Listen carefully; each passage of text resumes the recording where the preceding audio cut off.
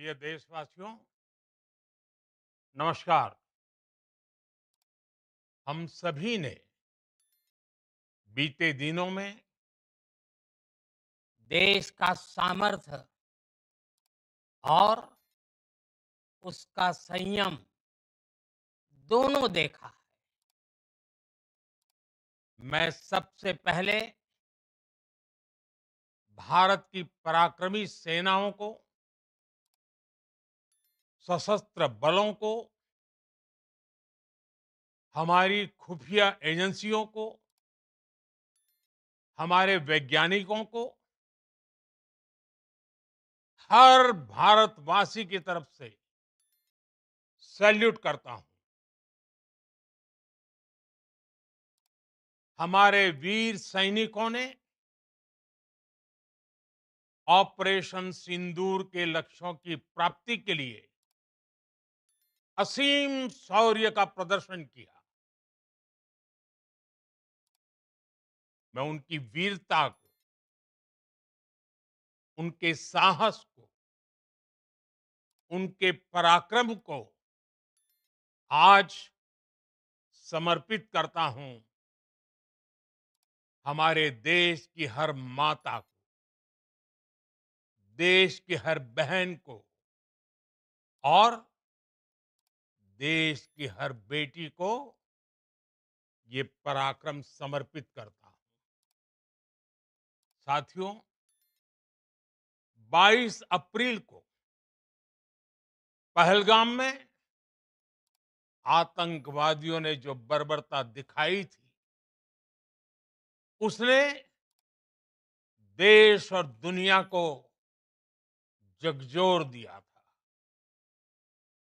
छुट्टियां मना रहे निर्दोष मासूम नागरिकों को धर्म पूछकर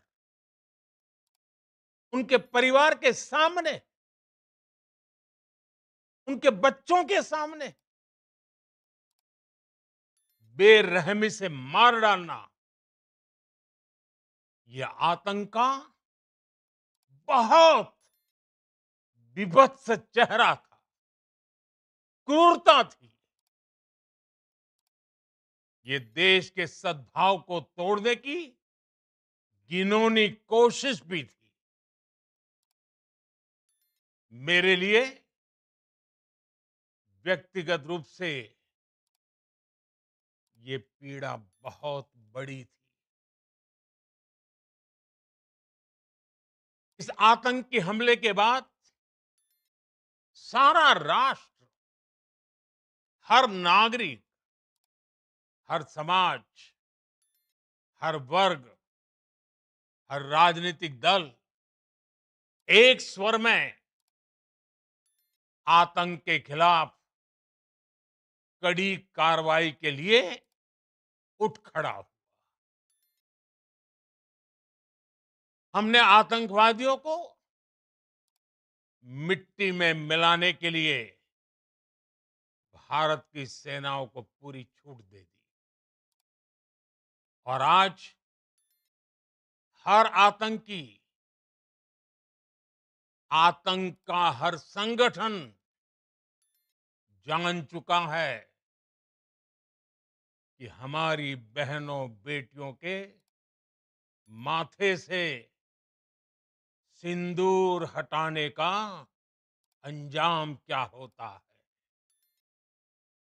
साथियों, ऑपरेशन सिंदूर ये सिर्फ नाम नहीं है,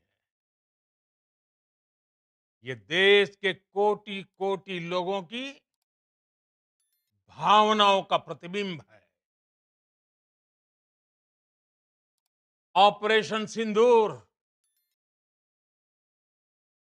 न्याय की अखंड प्रतिज्ञा है।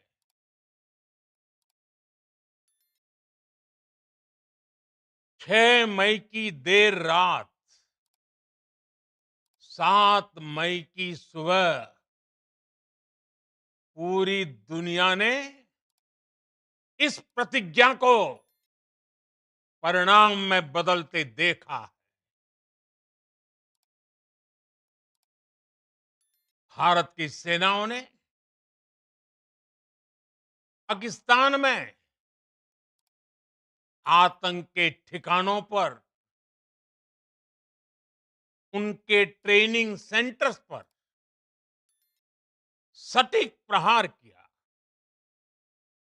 आतंकियों ने सपने में भी नहीं सोचा था कि भारत इतना बड़ा फैसला ले सकता है। लेकिन जब देश एकजुट होता है, नेशन फर्स्ट की भावना से भरा होता है, राष्ट्र सर्वोपरि होता है, तो फौलादी फैसले लिए जाते हैं, परिणाम लाकर दिखाए जाते हैं। जब पाकिस्तान में आतंक के अड्डों पर भारत की मिसाइलों ने हमला बोला, भारत के ड्रोन्स ने हमला बोला, तो आतंकी संगठनों की इमारतें नहीं, बल्कि उनका हौसला भी थर्रा गया।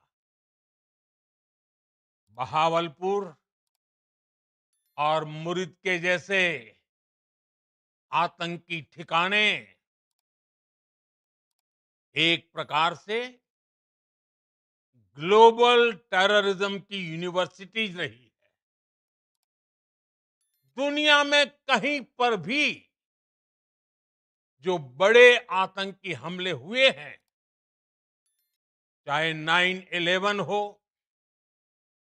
चाहे लंदन ट्यूब बॉम्बिंग हो, या भारत में दशकों से जो बड़े बड़े आतंकी हमले हुए हैं, उन सब के तार कहीं ना कहीं आतंक के इन्हीं ठिकानों से जुड़ते रहे।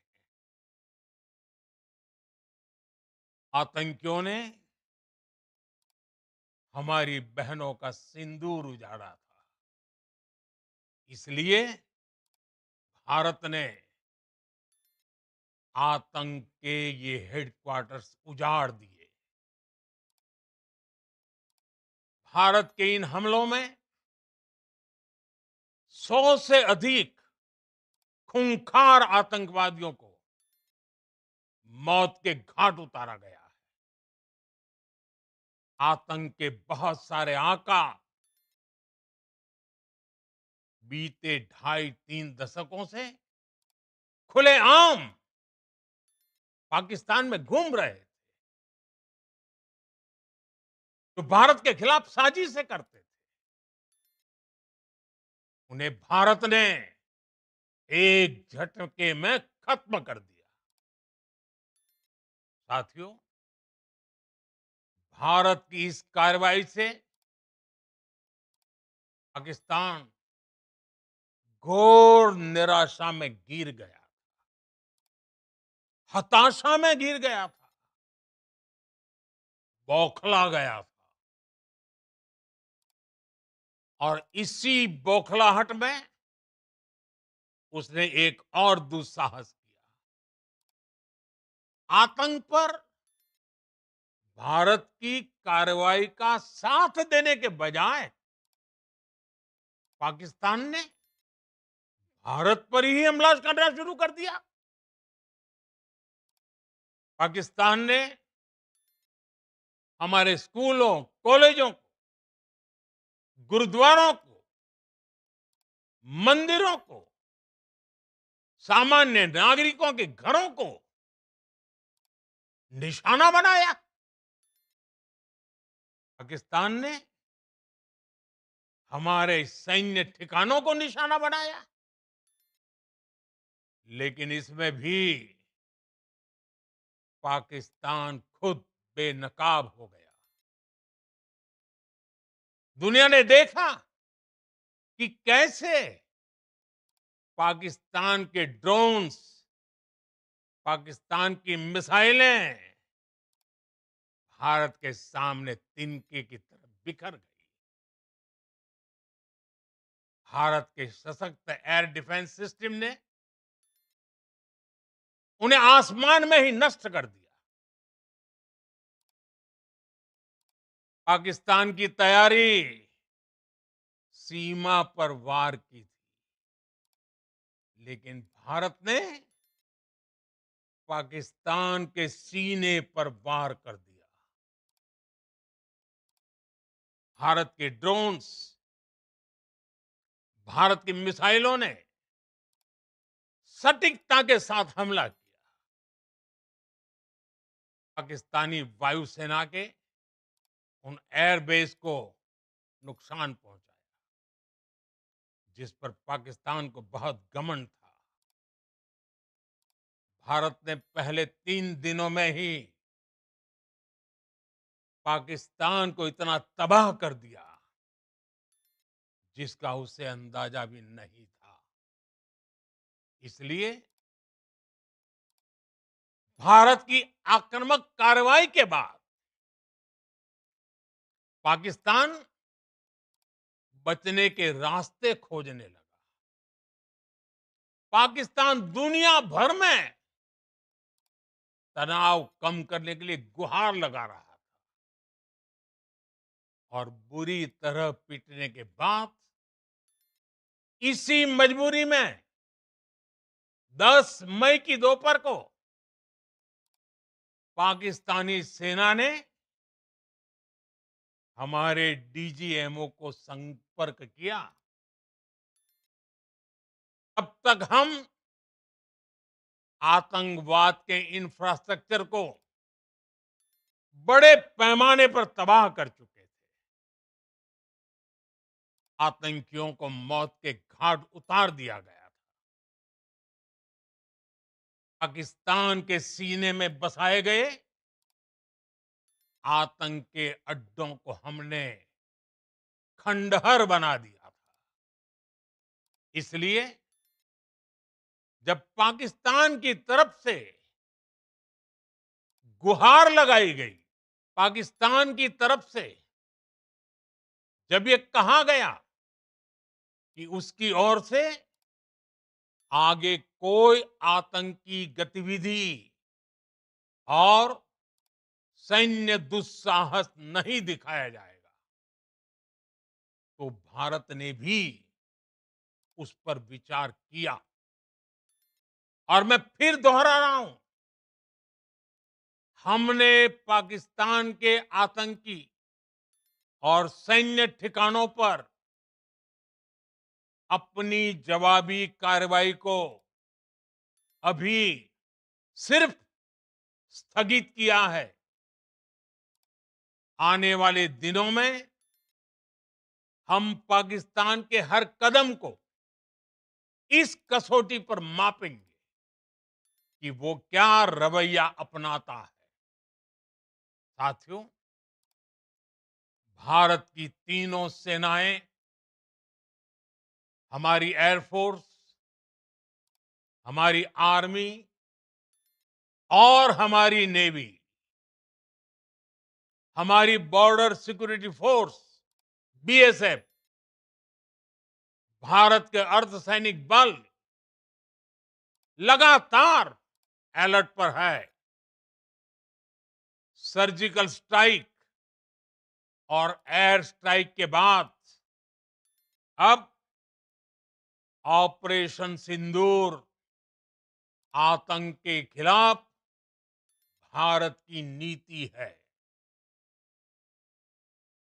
ऑपरेशन सिंदूर ने आतंक के खिलाफ लड़ाई में एक नई लकीर खींच दी है। एक नया पैमाना, न्यू नॉर्मल तय कर दिया है।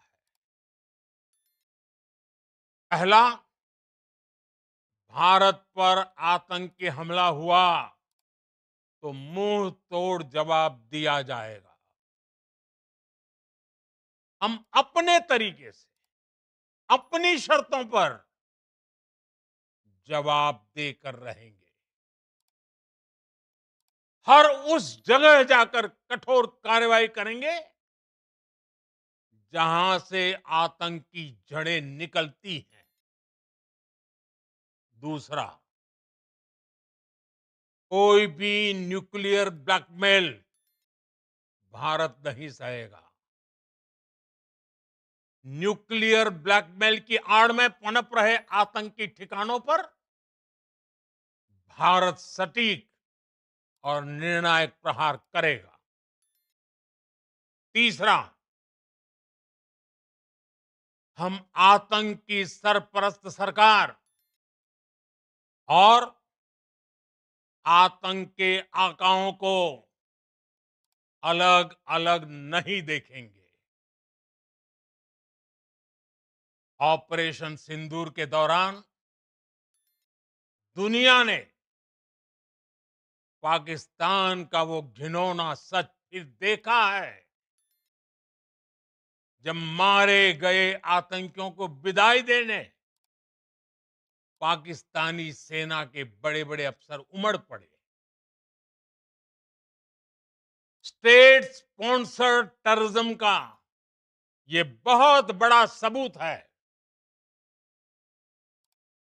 हम भारत और अपने नागरिकों को किसी भी खतरे से बचाने के लिए लगातार निर्णायक कदम उठाते रहेंगे। साथियों, युद्ध के मैदान पर हमने हर बार पाकिस्तान को धूल चटाई है और इस बार ऑपरेशन सिंदूर ने नया आयाम जोड़ा है। हमने रेगिस्तानों और पहाड़ों में अपनी क्षमता का शानदार प्रदर्शन किया और साथ ही न्यू एज वॉरफेयर में भी अपनी श्रेष्ठता सिद्ध की। इस ऑपरेशन के दौरान हमारे मेड इन इंडिया हथियारों की प्रामाणिकता सिद्ध हुई। आज दुनिया देख रही है 21वीं सदी के वॉरफेयर में made in India defence equipments, इसका समय आ चुका है। साथियों, हर प्रकार के आतंकवाद के खिलाफ हम सभी का एकजुट रहना,